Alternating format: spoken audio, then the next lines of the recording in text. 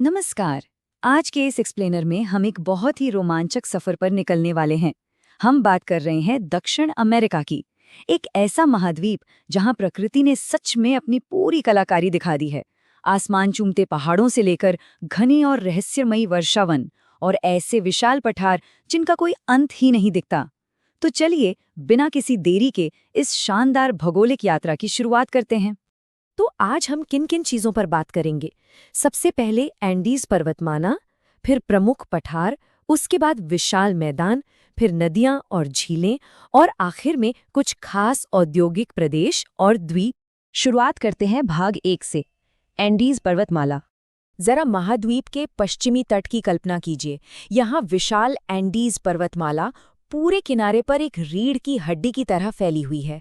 इसका निर्माण दक्षिण अमेरिकी और नाज़का टेक्टोनिक प्लेट्स के आपस में टकराने से हुआ था।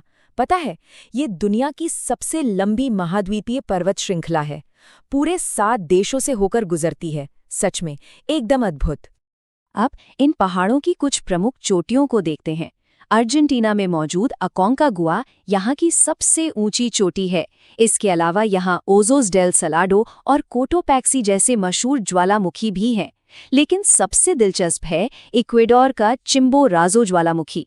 ये जगह पृथ्वी के केंद्र से सबसे ज्यादा दूरी पर स्थित है।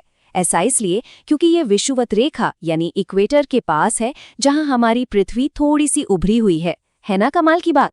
खैर, ये पहाड़ सिर्फ बंजर चट्टाने नहीं हैं, इनमें जीवन बसता है। एंडीज के पूर्वी ढलानों पर नजर डालें तो वहां मोंटाना वन है, जो अपनी गजब की जैव विविधता के लिए जाने जाते हैं। लामा, अल्पाका और चिंचिला जैसे अनोखे जानवर यहीं मिलते हैं। और इन पहाड़ों के अंदर तांबा और सोना जैसी बेशकीमती संपदा का खजाना छिपा है। आगे बढ़ते हैं भाग 2 की ओर, प्रमुख पठार। अगर हम इन ऊंचे पहाड़ों से थोड़ा पूर्व की तरफ खिसकें तो हमें महाद्वीप के प्राचीन और बेहद स्थिर भूभाग दिखेंगे। मुख्य रूप से 4 बड़े पठार हैं। उत्तर पूर्व में गुयाना का पठार, पूर्व में ब्राजील का पठार, मध्य में बोलीविया का पठार और एकदम दक्षिण में पैटागोनिया। आइए इनको थोड़ा और करीब से समझते हैं। गुयाना और ब्राजील के पठार बहुत पुरानी शील्ड संरचनाएं हैं। गुयाना में आपको बॉक्साइट, सोना और हीरे के साथ साथ शानदार वाटरफॉल्स मिलेंगे। वहीं ब्राजील का पठार लौह अयस्क से भरा है और यहीं से कई प्रमुख नदियां निकलती हैं। अब बीच में देखिए बोलीविया का पठार, जिसे अल्टीप्लानो भी कहते हैं। ये पहाड़ों के बीच फंसा हुआ एक ज्वालामुखी पठार है, जहां टिन मिलता है, और दुनिया का सबसे बड़ा नमक का मैदान सालार दे उयूनी भी यहीं है। और सबसे नीचे है पैटागोनिया। ये एंडीज के वृष्टि छाया क्षेत्र यानी रेन शैडो में आता है। मतलब पहाड़ों ने बारिश के बादलों को रोक लिया, जिससे ये इलाका एक बहुत बड़ा और ठंडा मरुस्थल बन गया है। पठारों से उतरकर अब बात करते हैं भाग 3 में, यहाँ के विशाल मैदानों की। लेकिन मध्यवर्ती मैदानों में जाने से पहले पश्चिमी तट पर एक बार रुकना जरूरी है। एंडीज और प्रशांत महासागर के बीच की ये संकरी पट्टी तांबे से भरी हुई है, और यही है अटाकामा मरुस्थल। ये दुनिया की सबसे सूखी जगह है। चिली के अरीका में तो दशकों तक बारिश की एक बूंद नहीं गिरती।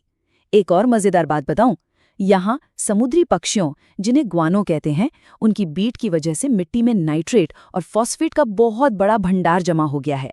चलिए अब अंदरूनी मैदानी प्रदेश की ओर चलते हैं। ये मैदान असल में ओरिनोको, अमेज़न और पराना जैसी नदियों की मिट्टी से बने हैं। जलवायु के हिसाब से इन्हें अलग अलग नाम दिए गए हैं। अमेज़न के भूमध्य रेखीय वर्षा वनों को सेल्वास कहते हैं। थोड़ा ऊपर ओरिनोको बेसिन में लानोस है, पराना बेसिन में ग्रान चाको, और ब्राजील के पास कैंपोज और सेराडोस जैसे उष्णकटिबंधीय घास के मैदान हैं। और अगर हम थोड़ा और दक्षिण में जाएं तो हमें पंपास जैसे शीतोष्ण घास के मैदान मिलते हैं। यह सच में एक घास का समंदर है। इन मैदानों के बीच का अंतर समझना हो तो बस सेल्वास और पंपास को देख लीजिए। सेल्वास वो घने वर्षावन हैं जिन्हें विश्व के फेफड़े कहा जाता है। यहीं पर बालसा का पेड़ मिलता है, जिसकी लकड़ी दुनिया में सबसे हल्की मानी जाती है। इसके बिल्कुल उलट पंपास का इलाका एक एग्रीकल्चरल पावर हाउस है। यहाँ की चरनोजेम नाम की काली मिट्टी बेहद उपजाऊ है। यहाँ उगने वाली अल्फा अल्फा घास मवेशियों के लिए बहुत पौष्टिक होती है। इसीलिए यहाँ गेहूं की खेती के साथ साथ बड़े बड़े पशु फार्म हैं, जिन्हें एस्टेंशिया कहते हैं, और इन्हें संभालने वाले काउबॉयज को ग्वाचो कहा जाता है। मैदानों को सींचने के बाद चलिए भाग 4 पर आते हैं, नदियाँ और झीलें। ये विशाल नदी प्रणालियाँ असल में दक्षिण अमेरिका का पूरा ब्लड सर्कुलेशन सिस्टम है। ये महाद्वीप के भूगोल को आकार देती हैं और ढेरों जीवों को जीवन देती हैं। इन नदियों का स्केल देखिए। अमेज़न पानी की मात्रा के हिसाब से दुनिया की सबसे बड़ी और दूसरी सबसे लंबी नदी है। ओरिनोको की बात करें तो इसकी एक सहायक नदी है चुरून, जिस पर दुनिया का सबसे ऊंचा जलप्रपात एंजल फॉल्स मौजूद है। पराना नदी महाद्वीप की दूसरी सबसे लंबी नदी है, जिस पर विशाल इताइपू बांध बना है, जो बिजली उत्पादन का एक बहुत बड़ा सोर्स है। साओ फ्रांसिस्को नदी को तो ब्राजील में राष्ट्रीय एकता की नदी का दर्जा मिला हुआ है, और कोलोराडो नदी पेटागोनिया के मरुस्थल और पंपास के मैदानों के बीच एक प्राकृतिक सीमा बनाती है। नदियों के बाद झीलों पर आएं तो यहाँ दो बिल्कुल अलग दुनियाएं देखने को मिलती हैं। एक तरफ वेनेजुएला की माराकाइबो झील है। असल में ये कैरिबियन सागर से जुड़ी एक तटीय खाड़ी है, इसलिए इसका पानी खारा है और ये अपने पेट्रोलियम भंडार के लिए पूरी दुनिया में जानी जाती है। दूसरी तरफ है टिटिकाका झील। ये पेरू और बोलिविया की सीमा पर ऊंचे पठार पर स्थित है। ये एकदम शुद्ध मीठे पानी की झील है और दुनिया की सबसे ऊंची जगह पर मौजूद ऐसी झील है जहां नावें और जहाज चलाए जा सकते हैं। एक तरफ खारा तेल वाला पानी और दूसरी तरफ पहाड़ों की ऊंचाई पर मीठा पानी। है ना गजब का कॉन्ट्रास्ट? और अब हमारा आखिरी पड़ाव भाग 5, औद्योगिक प्रदेश और द्वीप। इतने शानदार भूगोल का यहाँ के लोग इस्तेमाल कैसे करते हैं? कोलंबिया के मेडेलिन को देखिए, जो अपनी बेहतरीन कॉफ़ी के लिए मशहूर है, जहाँ कॉफ़ी के बागानों को फिंका कहते हैं। पेरू का सेरो डी पास्को चांदी के खनन का केंद्र है और चिली का चुक्विकामाता तांबे के लिए जाना जाता है। ब्राज़ील में इताबीरा लोहे के लिए और साओ पाउलो कॉफ़ी के लिए फेमस है। यहाँ टेरा रोसा नाम की लाल मिट्टी पर जो बड़े बड़े कॉफ़ी फॉर्म होते हैं, उन्हें फिजेंडा कहते हैं। और अर्जेंटीना का ब्यूनस आयर्स अपनी शिप बिल्डिंग यानी जहाज निर्माण इंडस्ट्री के लिए बहुत महत्वपूर्ण है।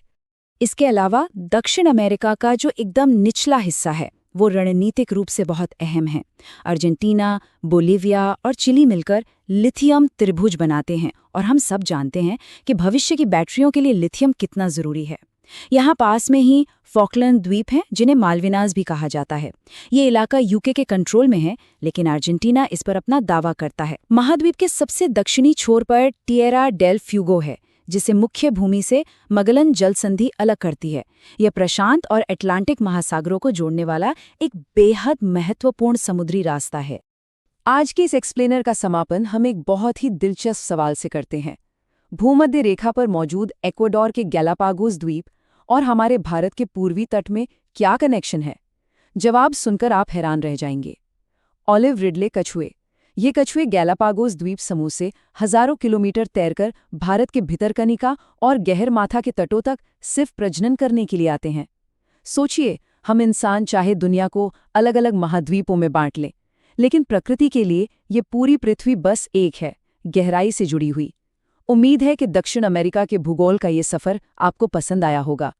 इस एक्सप्लेनर में बस इतना ही। आपसे फिर मुलाकात होगी एक और नए विषय के साथ।